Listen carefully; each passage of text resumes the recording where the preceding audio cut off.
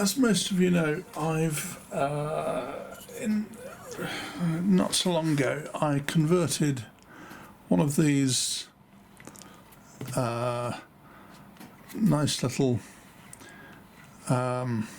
wagons, Arctics 4mm, to radio control, and very nice it is too, and it works quite successfully. This isn't actually it. This is another I bought very recently on eBay for about £5. Now, I've already started doing things to this. First of all, I've started stripping the Stobart's stuff off of it, and painted the grille surround.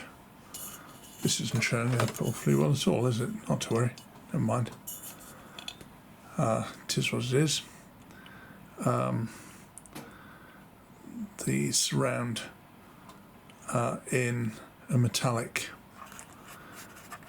silver and various other things. So I mean, this will get radio control, but just not yet.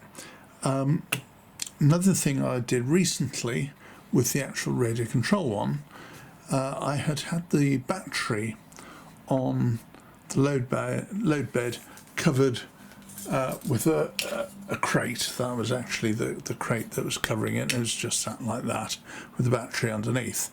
And what I've done with the other one is rework it so the battery actually sits underneath the load bed, so I can use the load bed completely for carrying things, because of course I've done that little radio controlled crane in 4mm as well.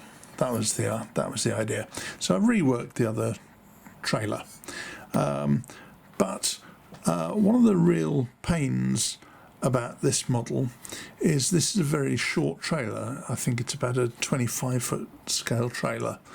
It might even be a 22-foot, can't remember, which is a very, very short trailer in real life. They're a pain. Short trailers, yes, you can get them into small tight spaces, but they're a pain to reverse,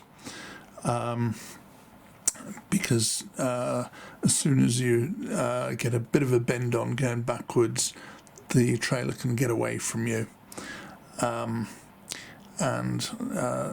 start jackknifing very quickly. So a short trailer is a pain to reverse, but more of an issue for me is it's a pain to get a battery underneath as well. So I thought I would make a longer trailer, and the benefits of a longer trailer are it's easier to reverse, which is nice. There were more long trailers in real life, talking sort of early 60s kind of thing. And of course it's much more useful for me for getting a battery underneath. So I spent the morning this morning making a new trailer for it. It's not finished yet, obviously. This is all nickel silver. This is a 33-foot trailer, which for a long time was the maximum length trailer that was allowed. It wasn't until I think the late 60s we went up to a 40-foot trailer, 1968 I think. So a 33-foot trailer was the longest standard trailer we had, and a very useful bit of kit a 32-foot trailer was. So this is made entirely from nickel silver, and it's intended to have a plywood planked deck and I will make that later. I haven't made that yet, but that will go flush in there. So effectively it's a rectangle of nickel silver with a strip of nickel silver on 3 sides, and the headboard, of course, on the 4th side, like that. This is all soft soldered, and you can see we have chassis rails soldered in there.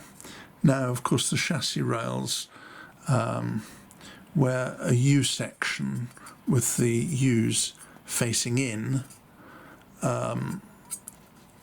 inboard, the toes facing in.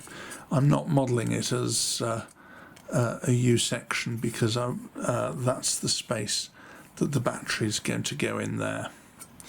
I'm going to reuse from this proprietary chassis. I think it's a little Oxford model if I remember rightly. I'm going to use the landing legs, which will slot in there like that, and the bogie, and I shall chop the bogie off thereabouts, and that'll sit about there. And I've fitted a kingpin there, which will marry up with the kingpin with the 5th wheel. Oops, a daisy. That'll sit there, and yeah, that goes about there, and that will give me a 30-foot trailer, which will be very nice once it's all planked and all the rest. And it'll have brake lights, working brake lights, battery sits under there, on-off switch and charging socket will also fit under there, and that's got plenty of room to swing right round. And as I say, with the wheels that bit further back, that's going to reverse that little bit more easily, which is nice, and that compares to the short trailer like that. You can see the difference in length, so that's going to be quite a nice, useful little wagon to have. So I've already got the converted one. I shall convert the trailer. I'll probably sometime get round to converting this unit as well. It's the Borderer.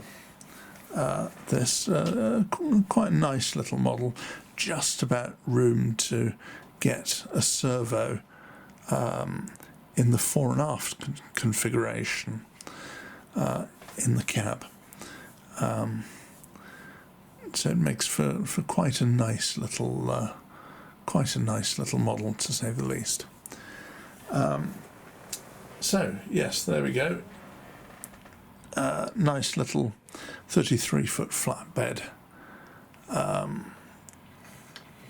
for use in 4mm.